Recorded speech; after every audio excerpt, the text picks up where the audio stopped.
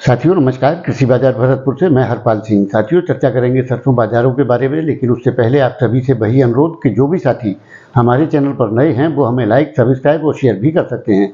साथियों सरसों के बाजारों में स्टेबिलिटी बनी हुई है, यानी कि कोई बड़ा परिवर्तन नहीं है। भाव जो से थे वैसे ही बने हुए हैं। कल भरतपुर मंडी जो 6651 रुपये थी वही भाव आज भी बोले जा रहे हैं।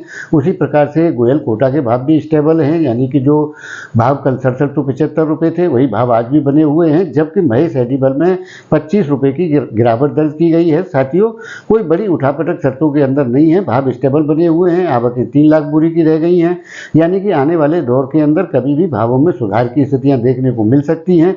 बड़ी उम्मीदें फिलहाल दिवाली से पहले बनती हुई नजर नहीं आती हैं, लेकिन जिस प्रकार की स्थितियां चल रही हैं उसमें 25-50 रुपये के करेक्शन के साथ बाजार यहीं घूमता रहे। बाजार 6500 से नीचे जाने की संभावनाएं तो बिल्कुल भी नहीं है, और ऊपर की जो स्थितियां बनती हुई दिखाई दे रही हैं हो सकता है कि वो दिवाली के बाद में बने, लेकिन उस प्रकार की स्थितियां बनती हुई नजर आती हैं, क्योंकि आयातित मालों के नवंबर-दिसंबर के जो डिसमेंटल हुए हैं उनसे आने वाले दौर के अंदर खाद्य तेलों की आपूर्ति किस प्रकार से सुनिश्चित होगी ये देखना बड़ा दिलचस्प होगा। और साथ ही उसी प्रकार से सरकारी नाफेड हाफेड की बिक्री किस तरीके से रहती है वो भी एक आधार बनेगा, जिसके आधार पर आगे की स्थितियां तय होंगी। भावों में फिलहाल कोई परिवर्तन की स्थिति नजर नहीं आती है।